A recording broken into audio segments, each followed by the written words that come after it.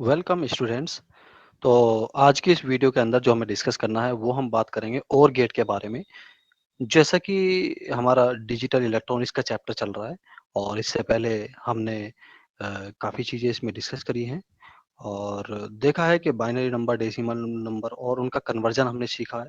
अब देखते हैं कि कुछ लॉजिक गेट्स जो हमने पिछली वीडियो के अंदर भी थोड़ा-सा उसका इंट्रोडक्शन समझा था, कि लॉजिक गेट्स जो हमारे इंटीग्रेटेड सर्किट के अंदर या मेटल ऑक्साइड सेमीकंडक्टर के अंदर या और बहुत सारी आईसीज़ होती हैं, उनके अंदर जो हमारे लॉजिक गेट्स होते हैं, तो वो कौन-कौन से लॉजिक गेट्स होते हैं? तो वो हमने डिस्कस किया था कि ओर गेट होता है, एंड गेट होता है, नॉट गेट होता है और कुछ यूनिवर्सल गेट भी होते हैं। अब हम उन सबको एक-एक करके समझेंगे और डिटेल में समझेंगे। तो आज की जो हमारी वीडियो होगी, वो केवल ओर गेट के ऊपर यहाँ पर होगी और इसको हम पूरा डिटेल से जानकारी करेंगे ओर गेट को, कि ओर गेट होता क्या है, इसका सिंबल क्या होता है, इसकी ट्रुथ टेबल क्या होती है, इसका बूलियन एक्सप्रेशन क्या होता है और इसका सर्किट डायग्राम क्या होता है। तो चलिए समझ लेते हैं। इसके अंदर जो हमारा ओर गेट एंड इसका जो सिंबल है, वो ये है। देखने में ओर गेट कहीं अगर सर्किट के अंदर हमें इस तरह के डिज़ाइन कहीं मिलता है, इस तरह का डायग्राम मिलता है, तो वो हमारा ओर गेट कहलाता है। तो इसका थोड़ा-सा यहाँ से जो कर्व दिखाया गया है, बिल्कुल ऐसे ही हमें बनाना होता है। तो और ये 2 इसके इनपुट होते हैं, ये दोनों ए और बी इसके इनपुट हैं और यहाँ पर जो ये है, ये ए प्लस बी हम इसको पढ़ते बोल देते हैं ए प्लस बी, लेकिन वास्तव में इसको लिखते कैसे हैं? ए और बी। ये ए और यहाँ पे लिखेंगे और इसका मतलब हो गया बी। ए और बी। तो ए और बी इसका यहाँ पर मतलब है। और वैसे जनरली हम समझने के लिए ए प्लस बी कह देते हैं। तो ये एक तरीके से इसका आउटपुट होता है। तो इसमें 2 इनपुट और 1 आउटपुट यहाँ पर होता है। तो ये इसका सिंबल और इसका ये आउटपुट और इनपुट के बारे में जानकारी हुई। इसके बाद देखते हैं कि इसका जो बूलियन एक्सप्रेशन होता है और ट्रुथ टेबल होती है, वो कौन-सी होती है। तो इसकी बु जो हमारा बूलियन एक्सप्रेशन है और ट्रुथ टेबल है, वो ये है। तो ये इसको हम y बराबर a प्लस बी जो यहाँ पर लिखा हुआ है, जो इनपुट और आउटपुट के बीच में एक रिलेशन यहाँ पर देता है, इसको हम बूलियन एक्सप्रेशन कहते हैं। इस ओर गेट के 2 इनपुट हैं और y एक आउटपुट है और यहाँ पर जो ये टेबल दी हुई है, ये वाली जो इनपुट और आउटपुट के बीच में जो टेबल दी हुई है, इसको हम ट्रुथ टेबल यहाँ पर कहते हैं। कि इनपुट में क्योंकि हमारी डिजिटल इलेक्ट्रॉनिक्स है, हम जानते हैं कि ये एक तरीके से 0 और 1 पे ही ये काम करती है। या तो इनपुट में 0 होगा या 1 होगा। ऐसे ही आउटपुट के अंदर भी या तो 0 होगा या 1 होगा। तो यहाँ पर जो 2 इनपुट ये दिए हुए हैं, ये 2 इनपुट जब इस पे ए पर भी हम 0 लगाएँ और बी पर भी 0 हो, 0-0 का मतलब क्या है कि ए पर ए भी और बी भी दोनों ही लो वोल्टेज पर काम कर रहे हैं। यहाँ पर जो इनपुट है वो लो वोल्टेज है दोनों पर ही, तो आउटपुट भी लो होगा, 0 होगा। और ये इसका क्या मतलब हुआ 0, 1 तो यहाँ पर इसका मतलब ये होता है कि जहाँ पर ए पर तो 0 का मतलब हुआ लो वोल्टेज पर है और बी यहाँ पर हाई वोल्टेज पर है। इसका मतलब ये हुआ। जब ये वाली सिचुएशन आएगी तब भी आउटपुट के अंदर 1 रहेगा। और अगर ये सिचुएशन ऐसी हो जाए कि ए पर हाई वोल्टेज यानी कि 1 और बी पर लो वोल्टेज यानी कि 0 हो, यानी कि यहाँ पर 1 हो और यहाँ पर 0 हो, तब क्या होगा? तब भी आउटपुट के अंदर हमें कुछ हाई वोल्टेज मिलेगा, तो 1 मिलेगा। और दोनों पर ही अगर 1, 1 यहाँ पर कर दिए जाएँ, तो ये वाली सिचुएशन चौथी वाली जो है तब भी आउटपुट के अंदर हमें 1 ही मिलेगा। तो इसको जो आउटपुट और इनपुट के बीच में रिलेशन हमारे बताती है, रिजल्ट्स बताती है, तो उसको ट्रुथ टेबल हम इसको कहते हैं। और यहाँ पर जो 0-0 है या 0-1 है या 1-0 है या 1-1 है, ये कॉम्बिनेशन 4 हमने बनाए हैं।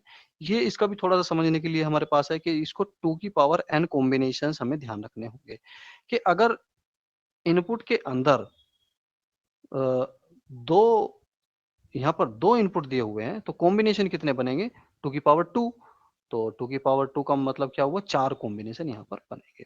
और अगर ये कॉम्बिनेशन अगर इनपुट यहाँ पर बढ़ जाएँ, 3 हो जाएँ, तो 2 की पावर 3 तो कॉम्बिनेशन उस तरह से यहाँ पर ये 8 हो जाता है।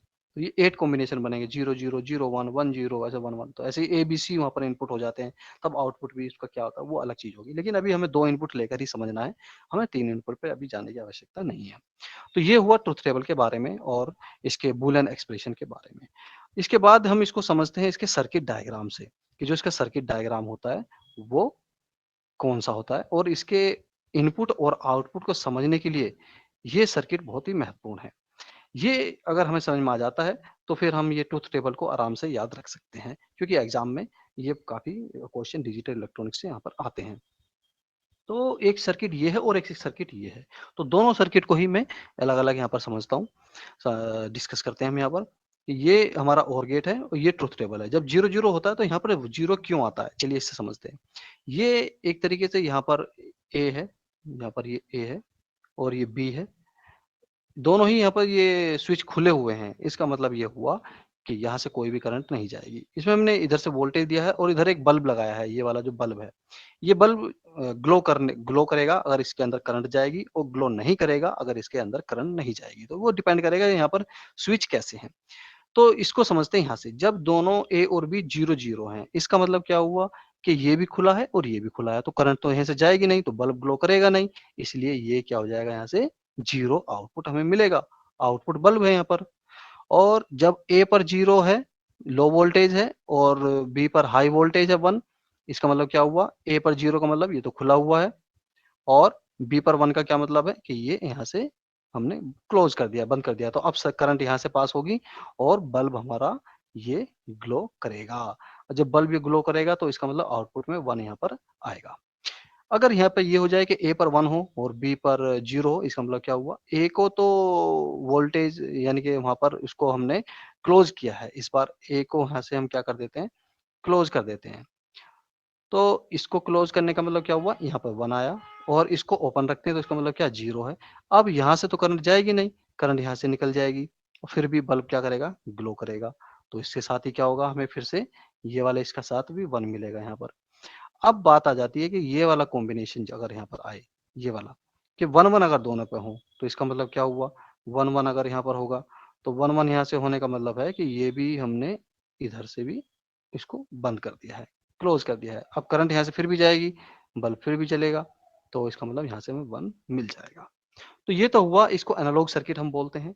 और एक डायोड वाला सर्किट है, इसकी हेल्प से भी हम इसको समझ सकते हैं कि अगर हम इसके अंदर कोई यहाँ से बैटरी लगा दें, ये बैटरी हमने लगाई है इसके अंदर और इसको अर्थ कर दिया है, यहाँ पर इसको अर्थ कर दिया है, ये अर्थ कर दिया है हमने इसको। ये प्लस टर्मिनल है और ये माइनस टर्मिनल है और इसको 5 वोल्ट हम कह रहे हैं कि हमने 5 वोल्ट की बैटरी यहाँ पर लगा दी है। अब इस टर्मिनल से हम इसको प्लस भी दे सकते हैं, माइनस भी दे सकते हैं। और हमारे जो पीएन जंक्शन डायोड है, हम जानते हैं कि ये केवल फॉरवर्ड बायसिंग में ही काम करते हैं, रिवर्स बायसिंग में अपने अंदर से करंट को फ्लो नहीं होने देते हैं। ऐसे केस में इनकी ये हाई रेजिस्टेंस यहाँ पर शो करते हैं। तो अब ये है कि जब यहाँ पर दोनों पे ही 0-0 हो, दोनों पे 0-0 होने का क्या मतलब है कि यहाँ पर लो वोल्टेज है। लो वोल्टेज का मतलब क्या हुआ? नेगेटिव। ये भी नेगेटिव टर्मिनल और ये भी नेगेटिव टर्मिनल से हमने इसको कनेक्ट किया है। तो जब दोनों ही रिवर्स बायसिंग पे हो गए और जब दोनों ही रिवर्स बायसिंग पे हो गए, तो यहाँ पर कोई करंट फ्लो नहीं हुई और आउटपुट के अंदर जो रेजिस्टेंस यहाँ पर ये है, इसके अंदर हमें कोई वोल्टेज नहीं मिला, क्योंकि V बराबर क्या होता है? करंट इंटू रेजिस्टेंस का मल्टीप्लीकेशन होता है। करंट यहाँ पर से नहीं पास होगी तो रेजिस्टेंस तो है, तो वोल्टेज 0 होगा। तो इसलिए हमें आउटपुट के अंदर 0 रेजिस्टेंस यहाँ पर, रेजिस्टेंस के अंदर 0 वोल्टेज यहाँ पर मिलेगा। अब सिचुएशन थोड़ी ऐसी कर देते हैं कि ए पर 0 कर दें और बी पर 1 कर दें। इसका मतलब क्या हुआ कि ए पर तो नेगेटिव टर्मिनल रखो और बी पर पॉजिटिव टर्मिनल कर दो यहाँ पर। ये बी पर पॉजिटिव टर्मिनल कर दिया। अब ये डायोड जो होगा D1, तो ये तो रिवर्स बायसिंग पे हो गया, अपने अंदर से कोई करंट फ्लो नहीं होने देगा। और D2 फॉरवर्ड बायसिंग पे हो गया, अपने अंदर से करंट जाने देगा। और यहाँ से अगर ये आइडियल डायोड है तो हमें यहाँ पर मैक्सिमम 5 वोल्ट का यहाँ पर ये आउटपुट मिलेगा, क्योंकि करंट यहाँ से जाएगी। तो इस केस में क्या होगा? आउटपुट हमें 1 मिल जाएगा।